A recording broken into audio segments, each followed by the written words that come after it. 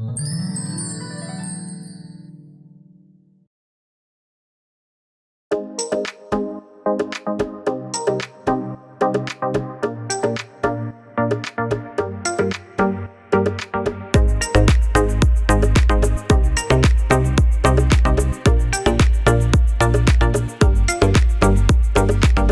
morning, everybody, and a very warm welcome to Regents International School.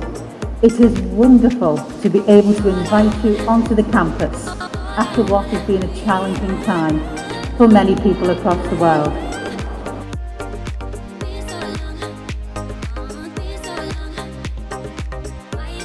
We want the children to come to school and not think, oh, I'll need to work hard, I'll need to do all of this. We want them to come to school thinking, I'll enjoy my day whilst they are learning.